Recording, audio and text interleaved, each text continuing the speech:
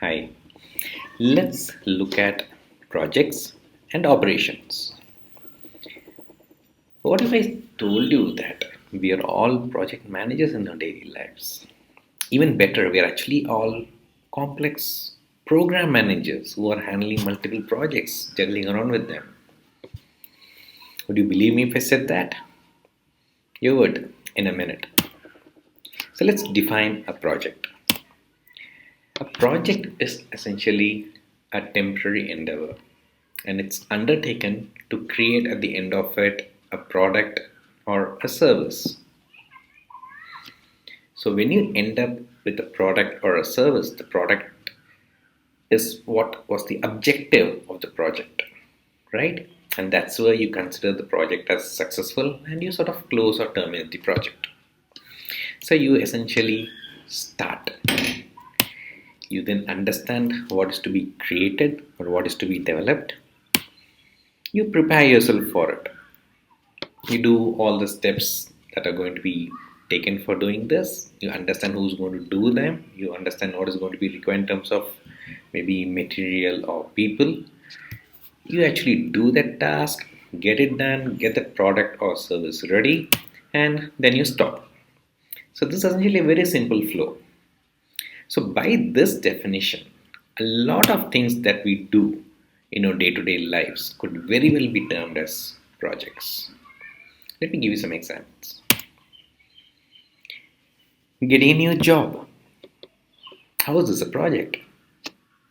This endeavor is going to stop the moment you get a new job at a different concern. But this has its own steps to take. You sort of spruce up your resume, you start applying to portals, or you reach out to your network, you appear for interviews, you crack those interviews, and then voila, you get your job. So essentially, what you did was carry out a project of job hunting, and it ended with you getting a great job, getting a certification or a degree. A very similar course here. The end objective is to get that amazing certification or to get your MBA. So you start preparing for it. You give, if there are any competitive exams to be given, you prepare for them, you give it.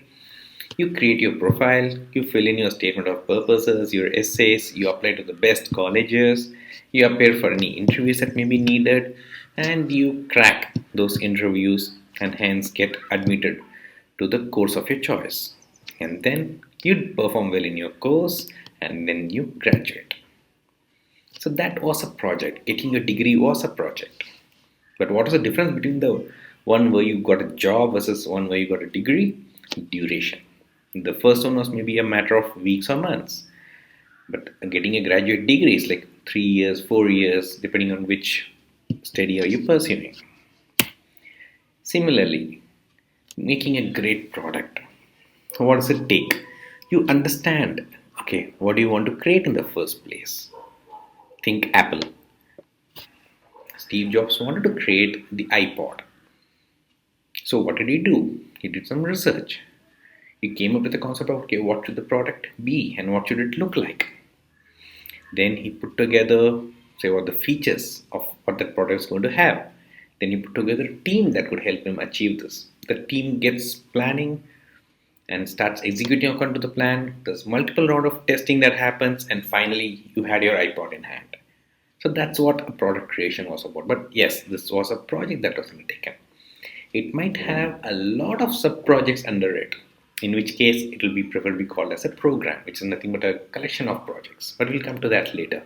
But this was a product. Get a beautiful product such as the iPod in your hands. That was an amazing project undertaken. Similarly, constructing a house. At the end of it, you have a well-built house, and that's what you're aiming for. So that's the product or service that is at the end of the road. So you prepare and drop the blueprints, get your materials ready, get the people ready, get the mason to sort of oversee the work that is being done, and finally you end up with a beautiful house. Now, what's the difference between operations and projects then? Operations are continuous. They are ongoing execution of activities. When an operation sort of reaches its objective, the objective just changes and operations continue. So they are essentially an organization's effort to produce the same result again and again and again. So this is something that goes on a daily basis or even hourly basis. Think factories, think production lines. Let me show you an example like this: the production line for Land Rover. So they have set upon building this version of Land Rover, and everybody in the factory is involved in getting this rolled out. At the end of this, it's not like I'm going to stop with one. It's not like I'm going to stop with two. Essentially, till the need is there, they'll just continue preparing all these Land Rovers again and again and again. And when the quota is done, then they just switch the model and then they prepare the next model. So it's like a continuous or a repetition of the work that's being done.